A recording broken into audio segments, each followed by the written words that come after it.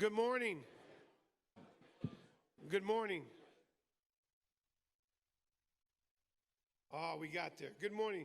I'd like to thank everybody for being here. Those that were at the social last night, I really appreciate you being here, and that's a good thing. All right, so we're going to get this thing started. First off, I'm going to introduce our incoming president, who will introduce Coach Gonzales. And before Gary comes up and says something, I would like to say thank you, Coach Gonzales, for being here. And we're all proud to be from the great state of New Mexico, and I look forward to the presentation. Gary. No, just real quick, just an honor to have Coach Gonzales with us back in Albuquerque, back home, and you know, he's got a New Mexico feel, and we know it's going to be great. So I just real quick, welcome, Coach, and everybody give Coach Gonzales a big hand. Thank you.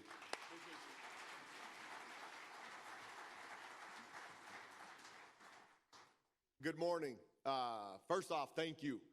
When Buster called and asked if I'd come and do this, I was wondering what the heck took so long to call me. I'm excited to be here, so thank you, Buster, for inviting me. I mean, I'm one of you guys. I'm from here. I'm home, and this is a great state. It's a great place to be, and the importance of the people in this room, a lot of people don't realize. You guys are developing the leaders of the future leaders of our community.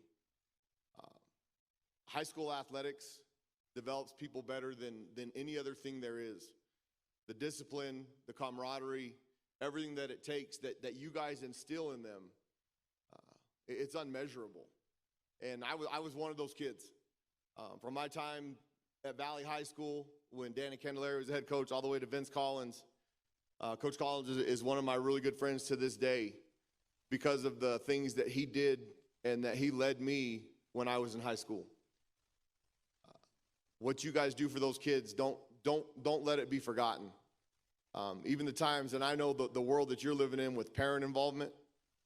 23 years ago when I started this deal, there were no parents involved in college athletics. They're trying. So what you guys deal with, I commend you. Being a helicopter father myself, I try and stay out of their way, but I get what you guys go through on a daily basis, and I'm very appreciative of it. It's hard to tell them no, and it's getting harder because they can go behind your back and get your job. And for those of you that stay strong, I really appreciate that, because our kids need it.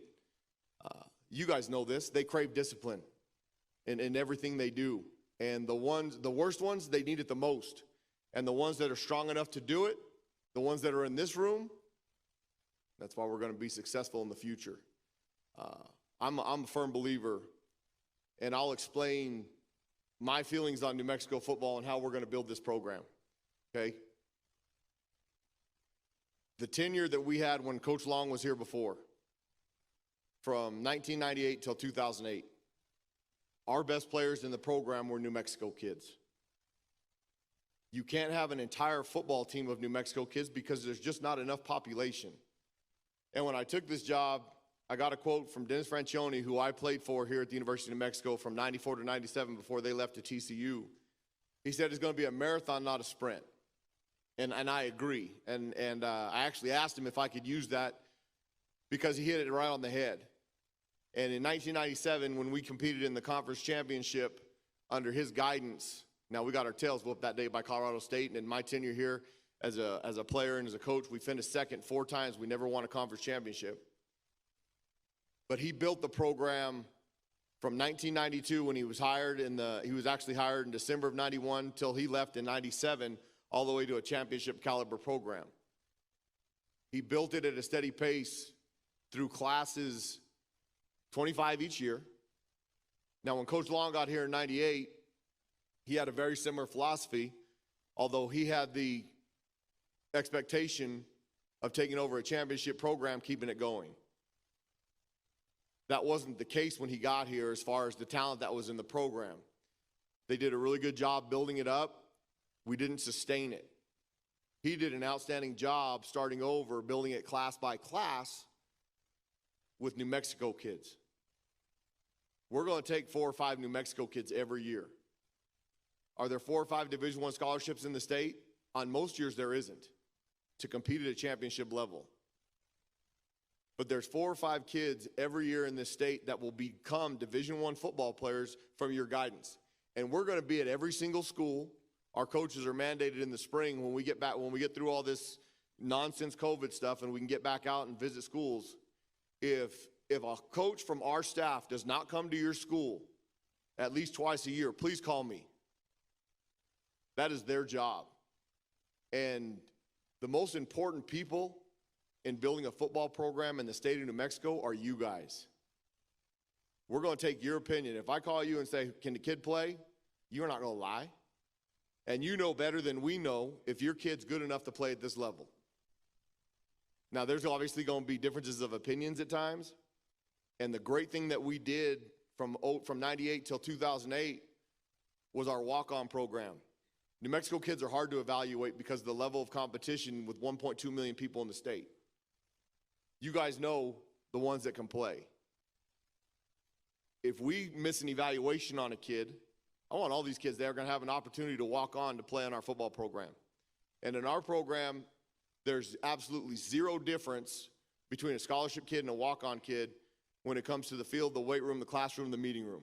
Other than we don't pay their tuition. And now that the lottery scholarship is back up to 100%, we can build this program back up to where it belongs and where it should be. I don't care if they're black, white, green, yellow. I don't care how big they are, how small they are. I don't care. If they can play football and they can help us win, they'll be put on a scholarship. And we have numerous instances. A perfect example is Ryan Cook. Ryan Cook, we invited as a walk-on to play on our football team in 2003. That was a misevaluation by some stupid coaches now. We made the mistake so that everybody understands how this whole deal works. In the recruiting process, if you bring a kid in on an official visit, they become a recruited athlete. Okay? It used to be one phone call. Now it's gone beyond that. If you go to their home, they're officially a recruit. If you bring them on campus, they're officially a recruit. They can come unofficially on their own, but we brought Ryan Cook on campus. Show you how stupid this evaluation was. The third practice of fall camp, Ryan Cook was one of our best O-linemen as a true freshman. We got into the problem of having to figure out how is Ryan Cook going to start as a true freshman when we don't have a scholarship to give him. You only have 25 initial scholarships a year to give out. Anybody beyond that, and if you have a recruited young man that comes in and plays, he counts as an initial scholarship regardless of whether you have one or not. Well, we were in a conundrum with Ryan Cook, and we figured out how to get him on the field, and as a true freshman, he started at center. That's some pretty bad evaluation by 10 football coaches at this level. Clint Mcpeak from La Cueva High School was a walk-on. In 2000, he played, his time here ended from 2005 to 2008. He was one of our best players on defense. Was not recruited by anybody, including the University of New Mexico. We convinced him to walk on, and he proved us all wrong. Those guys have an opportunity to prove that they can play, and they'll have that opportunity in our program. If you believe there's a young man that can play at our level, my ears are wide open. You know better than us. We will build this thing marathon-wise out of New Mexico kids. 4 to 5 every year. After 5 years, we're going to have 25, and more so from the scholarship kids that walk on. And on years that, like last year, we took 7 New Mexico kids on scholarship. There's going to be years that we can do that. And then you build the rest within our footprint. Texas, Colorado, Utah, Arizona, some inland California schools. Beach City kids don't do any good here for whatever reason. And then anywhere Southwest flies one way, nonstop, we'll recruit. And that sounds funny, but the reality is if those kids can get back home easy and their parents can get to them, it's worth recruiting. If you have to take 4 or 5 flights to get here, the kid's going to last about 6 months. And every time he tries to go home and it takes him 8 hours, he ain't coming back. So we're going to build this thing, and our best players will be New Mexico kids. There's something that they have inside them that's been instilled from you guys from many years that makes them better. And I can go on and list all the way back from the early 2000s, the Dontrell Moores, the Nick Spiegels, the Ryan Cooks, Eric Cook, Clint Mcpeak, Ian Clark, Philip Harrison. All those kids were kids from around the state that were our best football players. And the crazy part is if you look at them, they were our best NFL guys too, the Hank Baskets of the world, the Cole McCameys, all New Mexico kids. And the only one that was recruited heavily out of that entire group was Dontrell Moore. He had legitimate offers to North Carolina, Notre Dame. His mama decided he was staying home. And he became the best running back in the history of our school. A New Mexico kid. There's plenty of them out there. And I truly, honestly believe this. You guys tell us who they are, we'll listen. You spend every day with them. You know the characters that it takes to have a successful football team on your campus. So I guarantee you, and I believe this fully in my heart, you're not going to push one of them that's a turd to come to our place because they're representing you. We're going to be good around here. We're not right now, okay? I will never lie to them. I'll never lie to you guys. It doesn't mean I'm right all the time, but I have a pretty strong opinion. And because of the position I'm in, my opinion carries some weight. But they're going to, I don't live in this world, much like you guys do, of everybody gets a participation trophy. Everybody gets to play. You do this for one reason, and that's to win. Now, the best part of this job is you get to mentor kids and help them become young adults and young men who are the futures of our communities.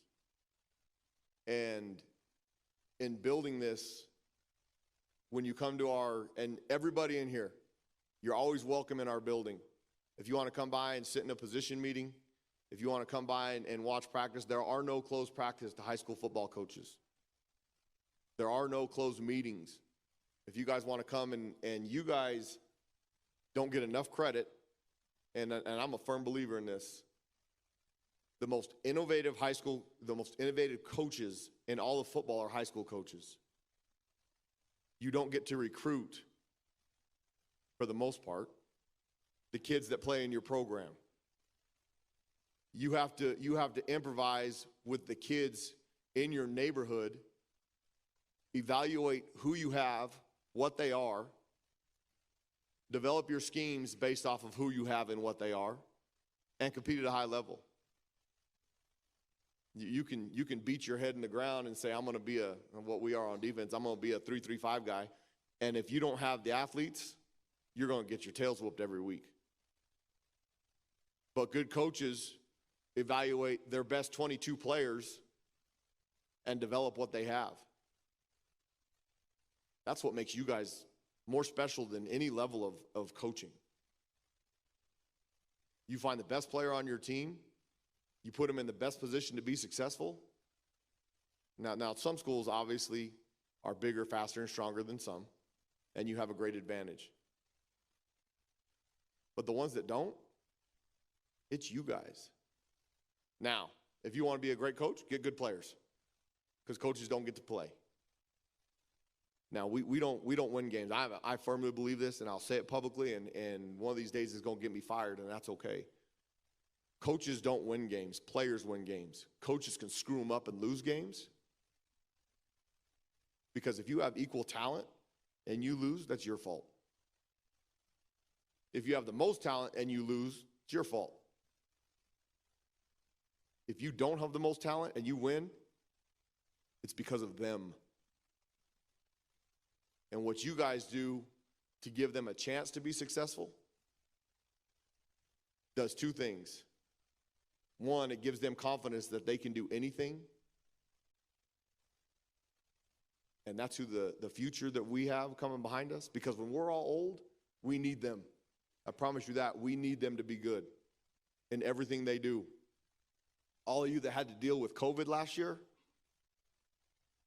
thank you. Thank you for making it through the spring in times when you weren't allowed to play in the fall. For putting together, even though it might have been 3 games for some of you, 4 games, that was more important to those kids than most of you will have any idea. And putting high school sports all the way through the end of June when they've already graduated shows you exactly how important athletics are to all these kids that were willing to give up their time after they're done with something to continue to compete. The three things that we have in our program, we don't have a bunch of rules. You give them a bunch of rules, all you're going to do is end up being a punisher that does nothing but punish kids. The number one thing is be on time. And I got this from Coach Patterson, Gary Patterson, who's the head coach at TCU. To be early is to be on time is to be late is to be forgotten. If you show up on time, you give everybody in the room the idea that, one, you believe in what's going on, it's important to you, and you respect their time. Okay, respect. Number two, look somebody in the eye, shake their hand, give them respect until respect is not given to you. You never know who you're going to meet that 10 years down the road changes your life. And if you make that impression the first time, it gives you an opportunity the second. If you don't, you won't. And then third is compete. Compete in every single thing you do. Compete on the field, of course. Compete in the classroom. Be better than the guy next to you in the classroom in the English class. Compete in the meeting room. Be better than your teammates. Compete in the weight room. Be the strongest one. Be the hardest worker. Compete on the field. Why do it if you're not trying to win? Anything you do, why do it if you're not trying to win? This whole play to have fun, that's great. When do you have fun? When you win.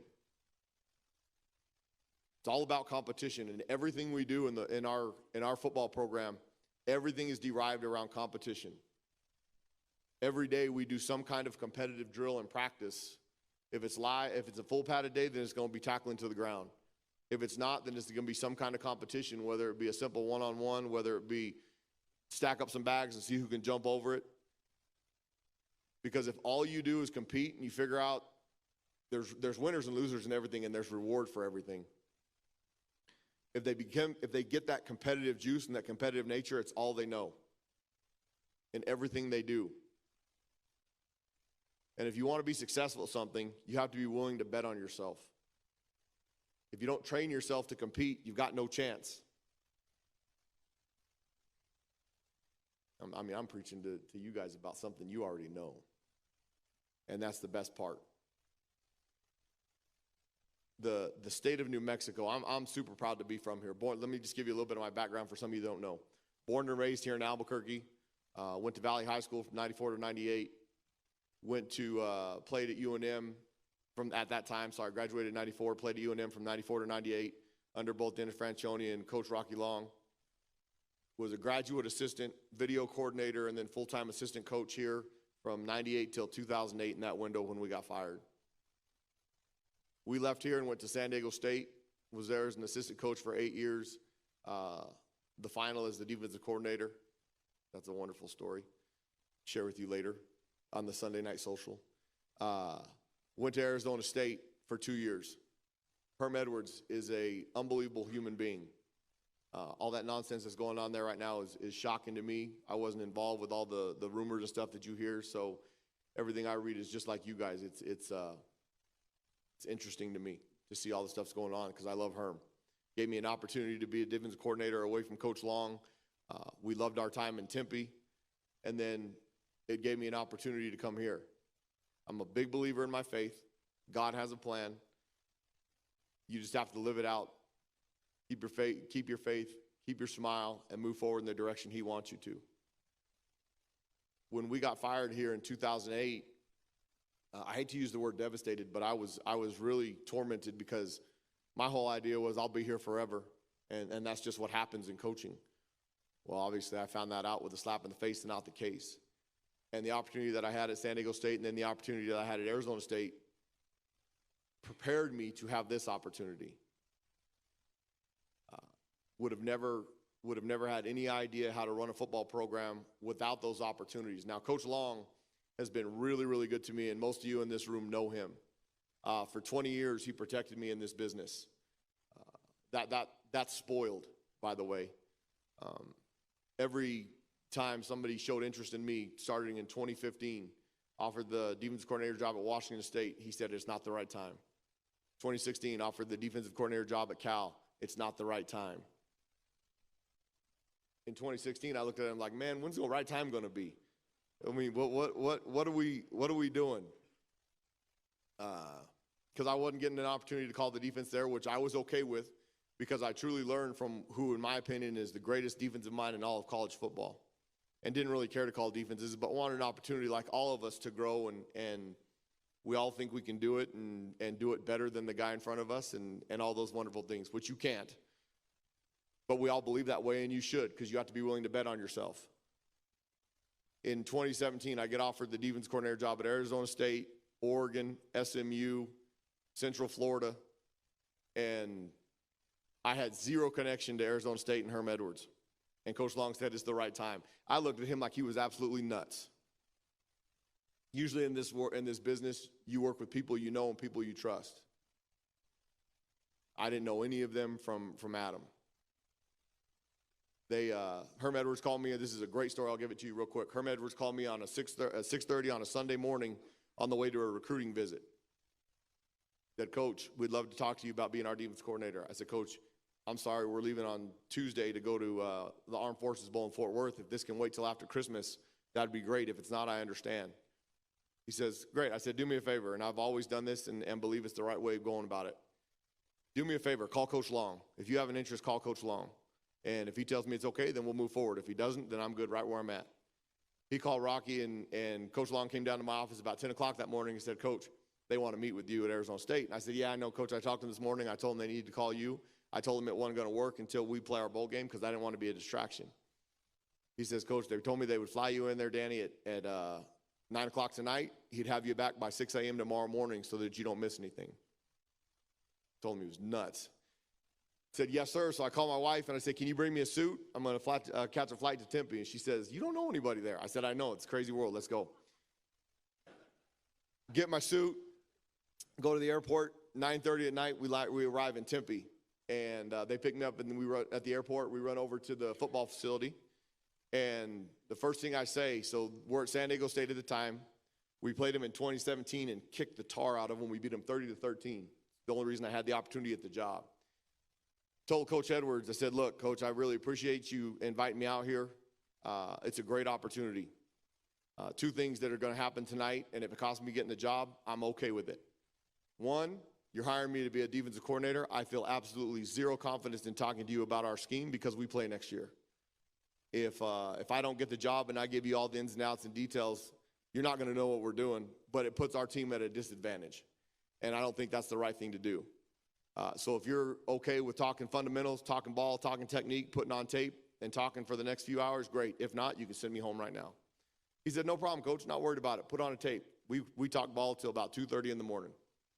He turns to me and he said, Coach, I've had enough. I thought, wow, that was how much I know about fundamentals in football. He goes, Coach, you want the job? And I said, Coach, two things. I don't do anything without talking to my wife and Coach Long. And there's some parameters in order for me to take a job. One, I have to be able to hire the people I'm going to work with. Two, I have to have total autonomy on defense because it's what we do, and if you try and marry it with anything, it's not going to work. And the first thing was talk to my wife and Coach Long. He says, no worries. He turns to the AD and he says, hey, cancel all the other interviews. I got my guy. I said, Coach, please don't do that. I haven't talked to anybody yet. We need to figure this thing out because I honestly walked into this thing thinking there's no way I'm going to take this job. I go back to the hotel. It's about 2:30 in the morning. I call my wife, who has a 3-year-old and a 5-year-old at home. She wakes up and tell her how the whole thing transpired, and she said, that's awesome. I said, you don't sound excited. She said, it's 2:30 in the morning. You just woke me up. I've got a 3- and a 5-year-old. What is there to be excited about? She said, pray about it. Call me in the morning, and I'll pick you up at the airport. So outstanding. Prayed about it. 4:30 in the morning, I walked down there to catch my flight to be back in San Diego 6 a.m. The doors open on the elevator, and across the elevator on the couch is sitting Herm Edwards. Got his leg up on the couch. He says, Coach, you talked to your wife? You taking the job? So I talked to my wife. we got a battle there. He goes, what are you talking about? I said, well, she wasn't very excited. She wasn't awake. So maybe you didn't impress her very much. He just laughed. And he said, don't worry about it, Coach. I got my guy. You're going to be the next defense coordinator at Arizona State, and you're going to do wonderful things. We went home, talked to Coach Long, and he said, I think this is the one. I think it's the right time. My wife was all on board. If you want to be successful in this business, you better have a good wife, because they do everything. They're the ones that, one, represent you, two, raise your kids for the most part, and then three, love you. And when you come home grumpy after you lose, or you come home grumpy after you win because it wasn't good enough, she's the one that's there to make you smile and take the brunt of it. So she was on board to do whatever I wanted to do, which is unbelievable. Took the job. The next 2 years were an amazing deal. And then this job opened up. The great thing about this job and my connections to New Mexico, I had zero interest in politicking to get this job. Anytime you politic for something, most of the time it doesn't work out. I did not have a relationship with Eddie Nunez, our athletic director, who's done a phenomenal job here, in my opinion. He hired me. He gave me an opportunity. First 3 weeks, here's another great Coach Long story for all of you that know him. First 3 weeks, I hear nothing from New Mexico, which was fine. I was happy exactly where I was. Family's happy. Tempe's a great place to live. I love this place, and I love this university. Really had zero desire to be a head coach because I love what I was doing. This was the only place that really gave me the incentive to do that. They called. Eddie called and says, Danny, we'd like to come to Phoenix to visit with you. I said, awesome. It's exciting. So I hang up with him, and I call Coach Long. And for those of you that know him, he's very colorful. I said, Coach, New Mexico called. Now, Coach Long graduated from New Mexico in 1971. Played here from 68 to 71. Two-time WAC Offensive Player of the Year. Was an unbelievable player, and then went on, played in the Canadian League, played in the World Football League. Had a great career here. Loves this place. This is home to him. Grew up in Cucamonga, California at the time, which is now Rancho Cucamonga, but Albuquerque's his home. I called him and said, hey, Coach, Eddie called from New Mexico. Coach, you know what? I'm in a great spot here. I love what I'm doing. I don't know. And as soon as the words I don't know came out of my mouth, the conversation stopped. And those of you that know Coach Long will appreciate this greatly. He said, listen here, you little arrogant son of a gun. Who do you think you are? I don't know. I'm too good. Don't give me that nonsense. Now imagine the color of language he's using. That's our school. You owe it to them to listen. You owe it to them to find out if they're willing to compete for championships. And if they're not, tell them to go to hell. If they are, then take the job and do the best you can, and hung up on me. Very colorful conversation. Turned to my wife. Now, the whole time I was in Tempe for 2 years, I talked to Coach Long on a weekly basis. I turned to my wife and laughed and said, well, he's never going to change. And she goes, what did he say? He said, take the job if you get the opportunity. And she said, well, what are you going to do? I said, well, we'll talk to them. We'll listen. We'll figure out if they want to compete for championships. And she goes, and? I said, and then the second thing I'm going to do is I'm going to convince him he needs to come back home with me. He hates being a head coach anyway. If you were in our meeting room, you would have been destroyed right there, but that's good. So they come back to Phoenix. They offer me the job. They tell me that they show me that they're willing to compete for championships on paper, all those wonderful things. Best recruiting job I've done in my 20-plus years of doing this was I got on the phone with Coach Long. I said, Coach, you hate being a head coach. You've hated it for 20 years. Come home with me. Come back to New Mexico and join me. We can build something special. We can be the best team in this league. We can be a top 25 program. You did it here before. Come with me and do it again. He says, Danny, you don't want me. It's your time. I'll be a distraction. He said, do me a favor. Let me make that decision. If you have an interest in coming home, let me decide that. Because now it's going to come all about ego, okay? Great coaches, get over your ego. If you win, you'll get the credit, I promise. If you want to win, Surround yourself with great people. It's not what they know, it's who they are and what they're about that's going to get you to be successful. That came from Bronco Mendenhall, who was the defense coordinator here from 98 till 2002, is now the head coach at the University of Virginia.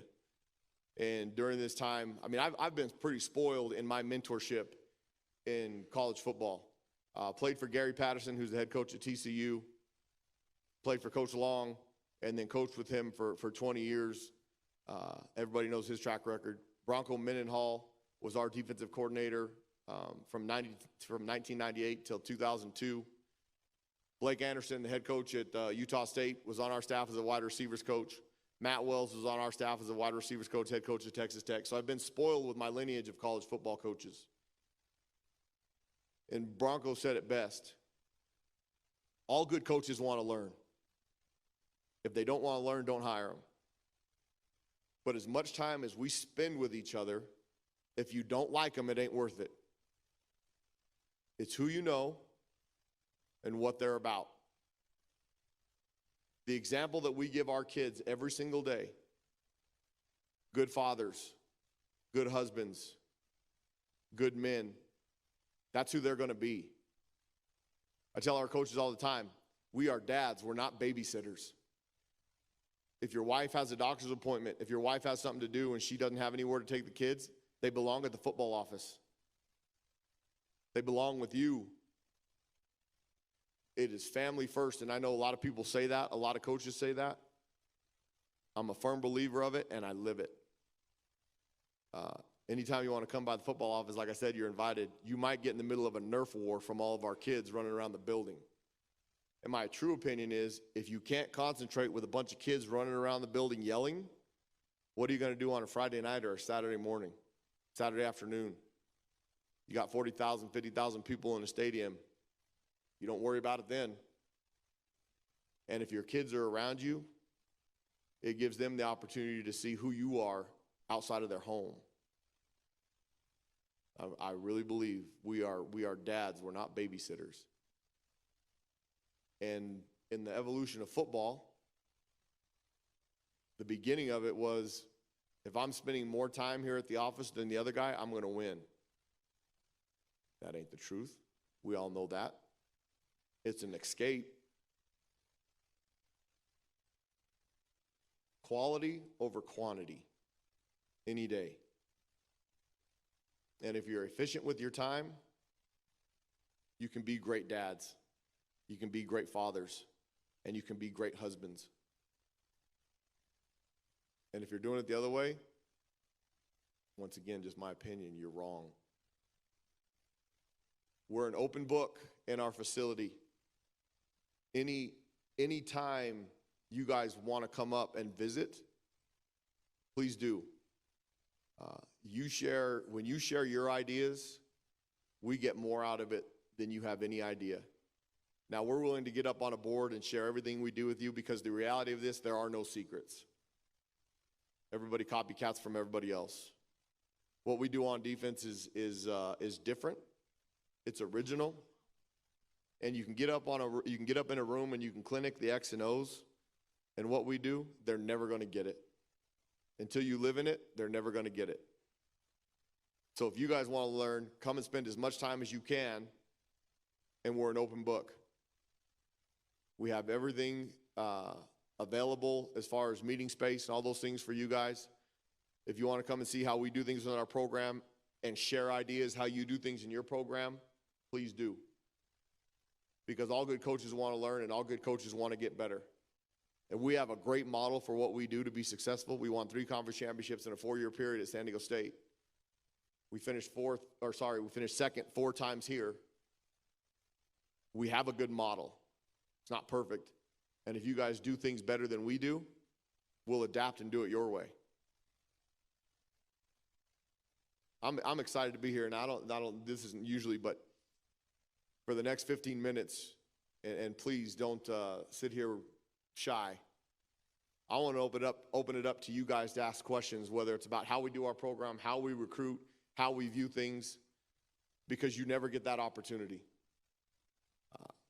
I love being from New Mexico. I love all that you guys do. Quick note, Friday night football in the state of New Mexico is you guys. And outside of TV telling us that we have to play there, we won't. Just a side note, the New Mexico State game on September 11th, CBS Sports called and asked if we would play that game on September 10th because they had an opening on Friday night. I told them no. We're not on CBS Sports one time this year. So there's payback. But it's worth it because high school football in the state of New Mexico belongs on Friday night. Now, there's some places we don't have enough stadiums to do that. But it gives you guys the opportunity to come out and watch our football games on Saturdays. And I want all of you there. One, you get free tickets, which is a heck of a deal. Two, bring your entire football team because you can get them free tickets too as recruits. You call in and you want to bring your entire football team to the football game, we'll make that happen. Because if we can touch your football players and give them an idea of what New Mexico football is about as they're in high school, really it starts when they're in the second and third grade. But if we can touch them when they're in high school, it gives the ones that we screw up on and misevaluate an opportunity to come and prove us wrong and gives them more incentive to do it.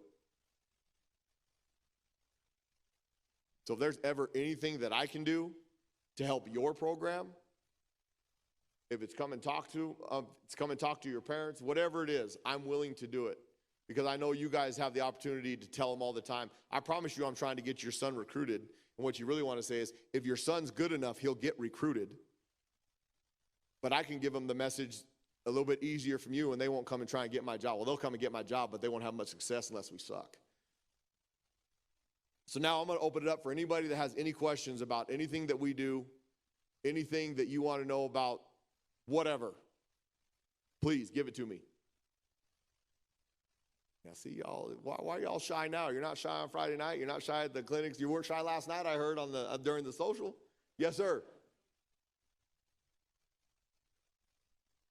Biggest challenge going into this fall. Now that we don't have to deal with not being here in Albuquerque, obviously, just like you guys, it's COVID and all the new variants and all the things and the unknowns that are out there.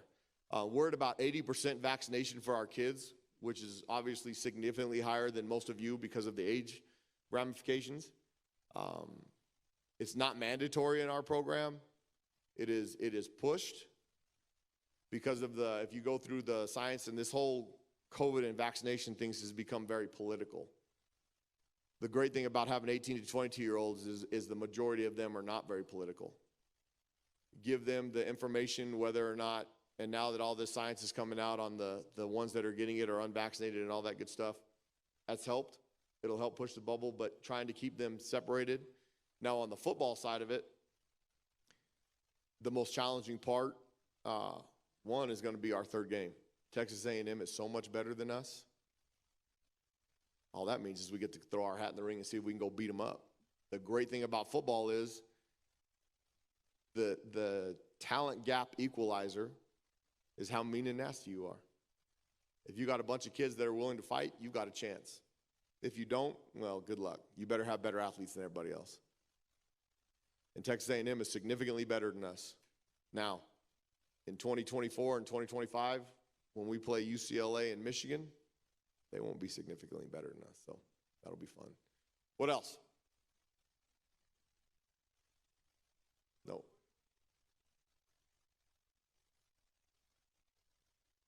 So normally, when we get through COVID here, every March during spring ball, we will have our coaches clinic.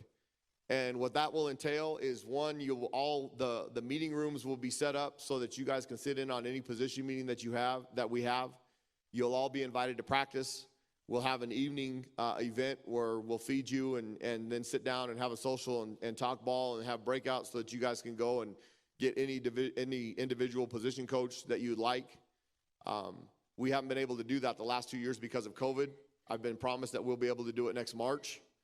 None of our positions, I think Coach Howes is here. The rest of them are either on vacation or over at the football facility right now.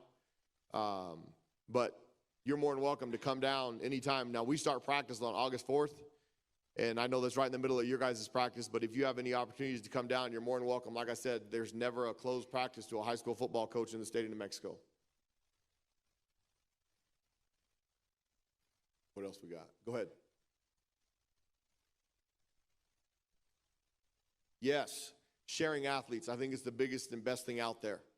I did play multiple sports in high school. I played football, soccer, basketball, baseball, and track. I played football and soccer my first 2 years at the same time, combined sports. Broke my leg playing soccer, and the football coaches told me they weren't going to plan on me playing football if I was going to get hurt playing soccer. So I quit soccer and decided to play football.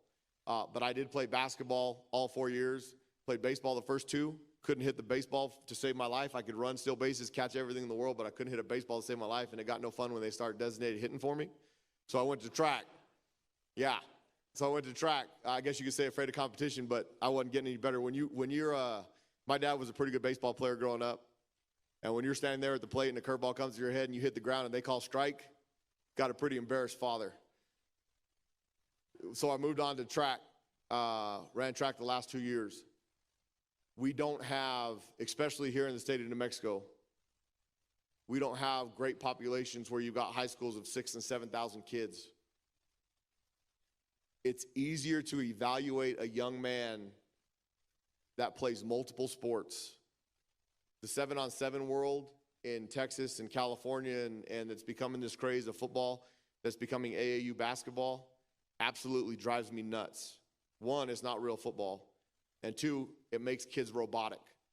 If a kid does nothing, if a kid does nothing but DB drills for 365 days a year, they get worse, they don't get better. When you play basketball, you have reaction times with your eyes and your hands and your feet that you don't ever get to practice in football. When you play baseball, you get to judge balls. You get to see balls coming at you at multiple speeds that you never get in football. It makes you a significantly better athlete when you play multiple sports, and they're a lot easier to evaluate when you see them doing multiple things. And plus, it makes all of our schools better. It keeps the kids involved. I'm a big believer. If you do something, the same thing over and over and over, you'll get better at it, but you get robotic. And the difference between Texas football and California football, Texas football, because they have so much time with those kids, and because the importance of it, kids are maxed out by the time, the majority of them are maxed out by the time they get to their senior year. Who you recruit is who you're going to get. They're not going to be a whole lot upside to how much better they get. California, the coaching is very inadequate because they don't have the resources and there's so many more people, but you have great athletes. They're usually not as tough, but their upside is bigger.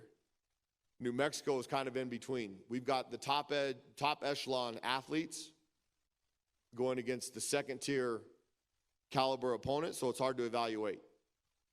The best of the best stand out, and it's hard to evaluate how good they are with the rest of them. But there's plenty of the rest of them that if they do multiple things, they'll be better for you, they'll be better for us, and it makes New Mexico high school sports that much better. I'm glad you asked that question because this is a big thing of mine. What they did in the spring through COVID and the multiple sports that they played in a short period of time does two things. It goes to show how interested the kids are in competing and doing those things. And two, you guys were willing to give them up for a short period of time, and it makes them better. In my opinion, it makes them better from all the reaction times and things that they do that they wouldn't normally do in football. What else? Yes, sir. Okay. That's a very interesting one because every head coach that ever takes a job, one of the first things he says is we got to change the culture. Okay? And you do, but it doesn't necessarily mean because the culture was terrible, the culture was bad, you want to put your stamp on the program. You want the program to take after your values and your beliefs. So when we took over this program, it was coming off of 3-9, 3-9, 2-10. Obviously, the culture there is not winning. It's not a winning culture. What they were doing there might not have been bad. I don't know. I wasn't a part of it. But we're going to change it to our identity, what we believe in, what our values are, where we're going to put the strength in the core of our team. My big thing is one, be on time, respect and accountability, and compete. It's all about words and actions. Don't say it if you're not willing to do it. And if you're not willing to talk about it, it's probably not worth doing. If you're not willing to tell people what you're involved in, you're probably not involved in something worth being involved in. And so the process for our guys was, one, they had to believe in what we were doing, what our expectation is. And the only way to, in my opinion, is give them no leeway. You set a path, you set a desired goal. Don't justify and modify and lessen it to get there. Now, everybody's got, there's a significant difference between having a goal and having a dream. Okay, everybody has dreams. And they're great, you need them. But dreams change. To be a true competitor and to be a true success, you have to have a goal. And the whole adage Mike Tyson said, everybody has a plan until they get in the face. They get hit in the face. That's true. You do. You've got to adjust and deviate your plan to the goal. Don't scrap it, don't change it. Our goal is always going to be to win the conference championship around here. Right now, it's trying to win the 5th conference championship for our school. Last conference championship for the University of New Mexico football was in 1964. How are we going to get there? Well, one, if you want to be a great coach, get great players. 2, hold them to accountability. And adjust and deviate, but don't change the plan. And we have a team meeting every Friday, and this last, the challenges of COVID, there was a bunch of them. The great thing about it was everything was closed for us. And when I say great, because it screwed a lot of people, they had nothing to do. They couldn't go out. They couldn't hang out in groups. So being a football coach was really easy. You didn't have to worry about them messing them up on a Saturday night, going out and doing something, being a knucklehead that the 18 to 22-year-olds are. The message that we give to our team, and it's team first, is there's certain rights and privileges that you give up to be on this team. And if you don't want to give those rights and privileges up, then go do something else. And when we have team meetings, we sit shoulder to shoulder. Why do we sit shoulder to shoulder? Because you're only as good as the guy sitting next to you. If he's not there, or you've got a chink in the armor, you're not going to be very good. And so the certain rights and privileges that they give up to be on a team, well, now that the communities are opening back up and Friday and Saturday nights, they have the opportunity to go out and hang out together in groups and do all those things. I think it's really important to remind them weekly that, one, they have to have their best interest in heart for their buddies and their teammates. And 2, the stupid things you do will catch up to you. Don't get behind a car after you've had too much to drink. Don't get behind a car. If you've had anything to drink, don't get behind the wheel of a car. One of the things that I know you guys talk about, that we talk about to our kids all the time, I think is very important. There's nothing, and it's harder for you because of the age group and the parent involvement. There's nothing that we leave untalked about in our program. What's going to happen at a college party the first time they go? They might walk into a party and there's going to be a table there with a bowl of pills on it. What are you going to do? It's going to happen. Anybody that's been in here has been to a college party. You see guys smoking weed in the back. You see those things. It's going to happen. How are you going to be prepared to handle the situation? When we talk about girls, one, I've got 2 daughters, and all of you have moms and sisters for the most part in our program. Nothing ever good happens after midnight, usually unless you're at home. If a girl says no, it means stop. Doesn't matter how good the situation is, doesn't matter what the feeling is, doesn't matter. And if they hear it over and over, they're more apt to be prepared when that situation comes across their plate. If they've never been talked to about it, or they don't know, we all think they should know. But the ignorance of it, if they've never been talked about it to, how do they know? Okay? Social media has changed their world. These dummies record everything they do. The only thing that they control is not pressing send and trying to get them to understand that once they let it go, they don't own it anymore. It's hard, especially, all of us remember when we were 18 to 22, we felt we were invincible. That's how they feel. Really, it starts when they're 14 years old, they become invincible. But once they press send, they don't own it anymore. It takes half a second for somebody to screenshot it, and 20 years down the road, ruin their life. Just ask all the people that are going through those Twitterverse right now trying to defend what they said 15 years ago. Don't press send. And it goes back to the words and actions. If you're not willing to talk about it, it's probably not worth doing.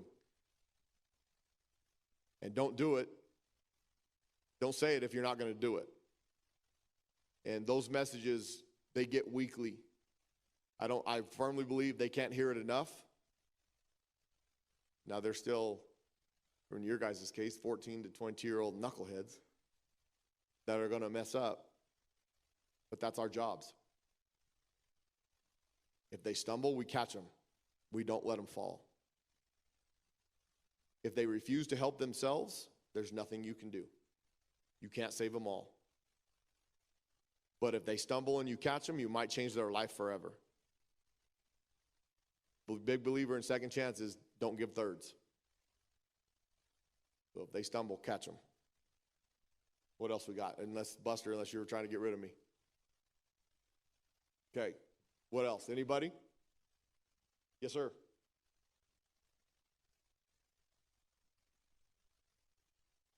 Great question. So name, image, and likeness, and what are we doing? Okay. Name, image, and likeness has basically created the wild, wild west in college sports. They can get paid for doing anything. We are name, image, and likeness friendly. We will help them in any way we can to profit off of themselves. The big message to our guys is, one, it's team first. And the big concern is, well, what if one kid's getting something and one's not?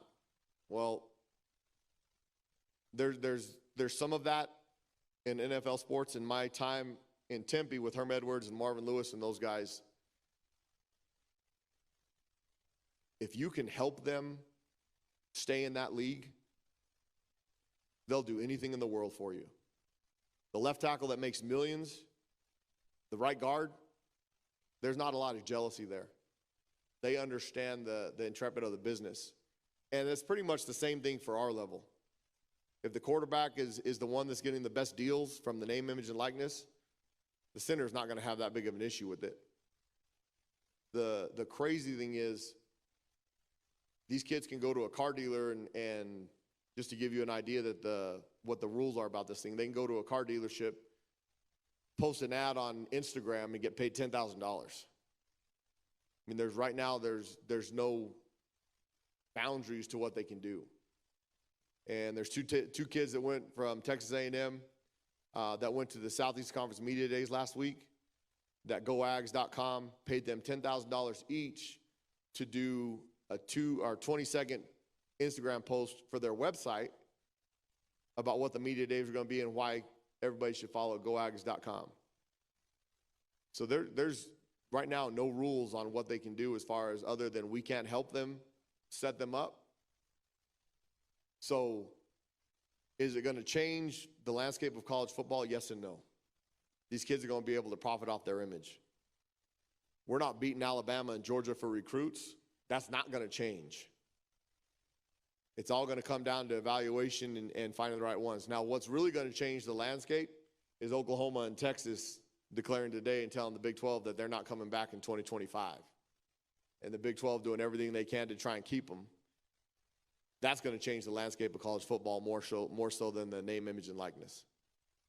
And the people here, you have a greater impact on helping the University of New Mexico out than you believe. One, by continuing to send great athletes, and then two, it's going to be quite the venture over the next 6 months to be able to set the University of New Mexico up to be attractive somewhere else. And that goes all the way up to the legislature, high schools, you name it.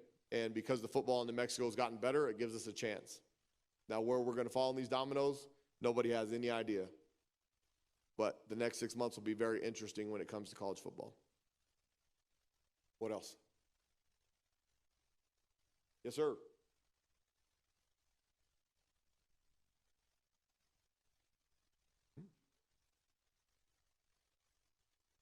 I think in everything you do, you have to be willing to adapt and change. I'm from an old school regime. I mean, beat them up, hurt them, and see who survives. Kind of not the day and age that people live by. But the great thing about the game of football is, if you want to be good, you better be tough, because the strong survive. Unless, and we don't have it here, some schools for the most part, unless you're the most talented team, you better be physical. You better have something to change the game. And I said at the very beginning, kids crave discipline. Now, kids are also a lot more mouthy than they used to be. And the discipline aspects have changed. Our values more are what I said a couple minutes ago of, you have to be willing to give something up to be something. Now, we're always going to be, and I take a lot of pride in this, our football team, when you see somebody get nicked up, hurt, whatever on the field, they'll find their way to the sideline. If they have to get up and hop off, they have to crawl off, whatever it is, don't ever let anybody see you're hurt. If you're almost dead, we'll come and get you. Outside of that, find your way to the sideline. Little things like that go so far in the pride of a young man, which builds for the pride of your football team, and you're making them tough without them even knowing it. You always have to be willing to hold them to a high standard, a standard that you're willing to accept yourself. And without them even knowing it, you're still instilling an old tradition of football.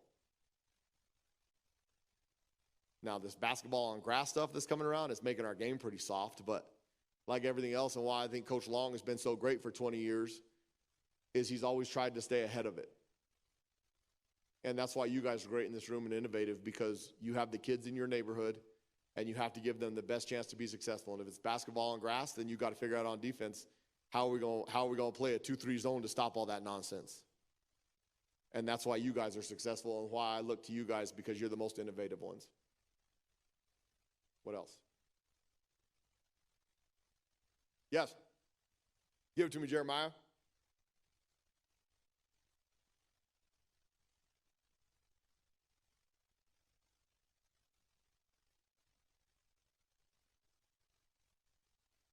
Okay.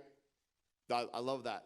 One, it's all about competition and doing everything in practice in some ways to be competitive, because the ultimate goal is to win in everything you do.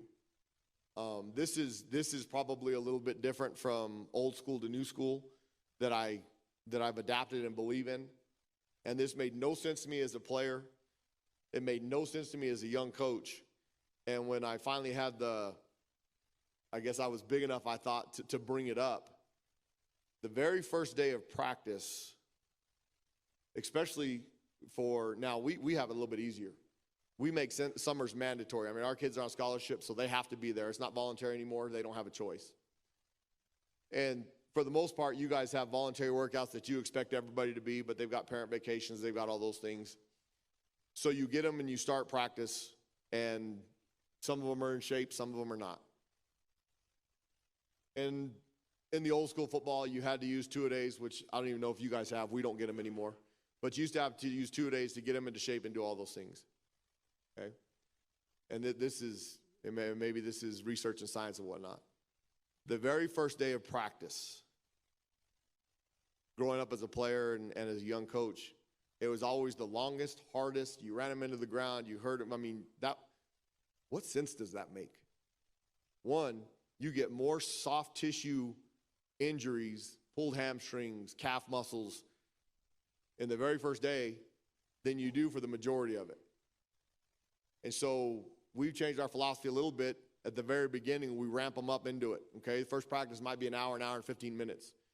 You've got plenty enough time before the first game to get everything installed that you need a fresh football team. Now, by the week 2 and 3, I'm trying to tear them down and run them into the ground and get them as strong and as physical as you can.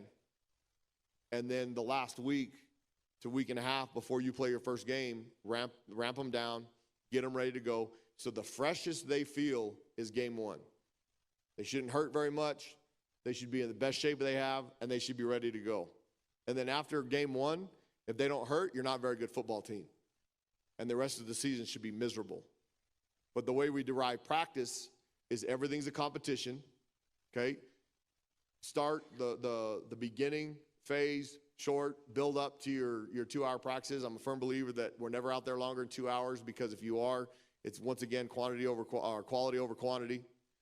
And then game plan stuff, especially for your level, I mean, when you have to use the same scouts and the same guys over and over, give them an opportunity to be successful with what's important. You can't change your game plan. You can't change your entire offense every week. You can't change your entire defense every week. You only get so many limited reps for them to be successful. Don't ever forget the foundations and principles of what you do schematically and build off of that on game day. If they do the basics, you'll be so much better with the little specials that you throw in than if you try and do the specials all week long. It never works. It hasn't for 100 years of football.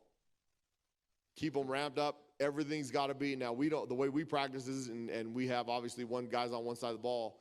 I can see Buster coming up here ready to cut me off. It's good. We have 2 sides of the ball. We can manufacture that. With one side of the ball, keep everything going at a fast pace. Don't waste time. They get in shape without knowing it by moving them around and not letting them walk. Give them water every second that you can. If you have volunteers out there, let them walk around chasing them with it because they can't get enough hydration. I'm a big believer in all this stuff of the GPS tracking and seeing their hydration levels. All that really you need to do to make sure that they have the ability is let them have water as much as they want. Don't use it as a punishment anymore. And then keep things moving. Don't ever let things get stale at practice. Competition of some kind. It might be punting the ball and letting an old lineman catch it. Have them do something and always punish the losers. They won't forget. I appreciate you guys having me up here. I'm willing to come every year. Anything you need. Thank you. Thank you.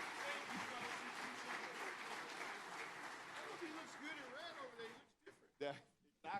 Yeah, exactly. He does look different. All right, we have Sally Marcus. She's going to be set up pretty quickly.